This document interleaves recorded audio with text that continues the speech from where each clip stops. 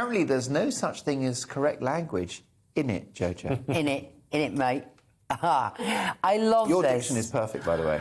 It's not too bad for someone who's Scottish, but Well, you've got... I mean, what would you... In Scotland, you'd be like a really posh Scottish lady. Yes, perhaps. Very well spoken. Well, because my mother drilled into me that butter had two T's. Yeah. So I think, if I'm in Scotland, I'll be much more Glasgow, and I'll, if I'm doing the Glasgow stand, I'll be like, right, okay, so, I'll change my language to suit. But you've got it in your locker. Yeah. To have the correct grammar. Yes, so, I've got the different tools and I employ which ones are necessary for whatever conversation I'm having, really. Well, isn't that how you want to equip school children? Because I think that the idea of accent snobbery is horrific. Yeah. Because I love our accents. What I love about our country is its diversity of accents.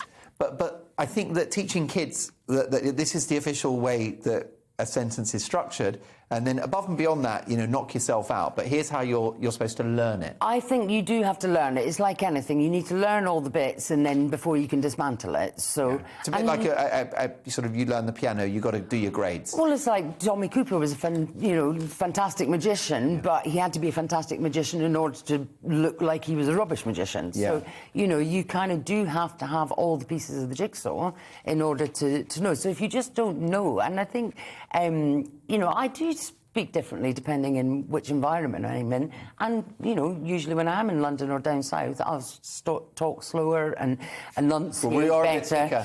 Well, because you will just go, don't understand you. I go, sorry, what did you say? So it works both ways.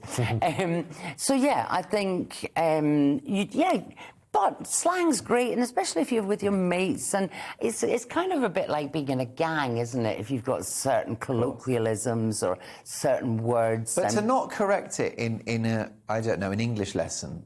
I think it should be corrected. I think you should absolutely learn the correct form and then dismantle it how you wish. So, for example, one of the words that they've complained about is having the word basically at the end of every sentence, basically. Or the beginning, too, yeah. Basically. Yeah, you're starting a sentence that way, they're corrected on it. Or the word ask being pronounced ax, like I'm going to ask you a question. Well, but there's language that I'm still getting to grips with. So when something's sick, it's good. And in Glasgow, everything ends with but. Everything all right, but. Yeah. And then in Edinburgh, it ends with Ken. Ken, that's right. Do you know what I mean? So, you Ken. So, it's all right, Ken. And to criticize people about it, you're saying they say is a form of linguicism, which is another ism. Oh, another ism. Yeah, lovely. yeah. Ken, where's our list of isms? And I understand, if you're an instructor, you're frustrated by a kid's lack of an ability to form a sentence properly.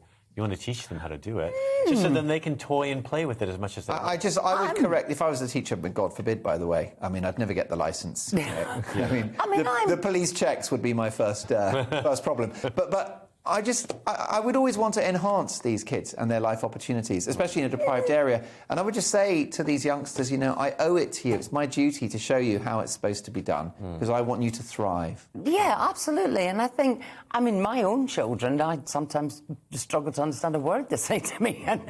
Is that a job for social services? Yeah, probably. There is a ceiling. There's a ceiling. Take them away. There's a ceiling those kids will hit, isn't there, when they go to apply for a job? If they speak improperly, they will. It is likely that someone who speaks properly will get the job. But we're never going to lose that. We're never going to lose that prejudice, and we're never going to lose that sense of being judgmental about how. Because we do that the minute we look at somebody, how they're dressed, how they talk, is something that we immediately make a judgment on other humans. Well, I don't want to use the W word before we go to the break, but some people think that it is a bit politically correct or woke to not also mark exam papers that have grammatical mistakes, because that's considered prejudicial against people at the lower end of the economic ladder. There are colleges, universities that are actually seeking not to mark people down if the grammar's bad, because the view is it's not that important and it's not their fault. It sounds racist to me. But also, do you know what it sounds like?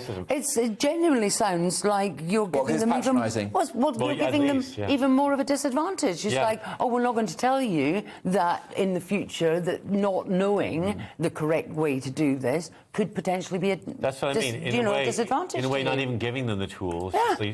They'll never just go, no, there you go. Ladder. You've just got some of the language. You don't know the rest of it. But you don't need to know it, you silly little thing. Who you are and where you live. Yeah, they deserve deserve better, exactly. Let's aim high on behalf of all our youngsters.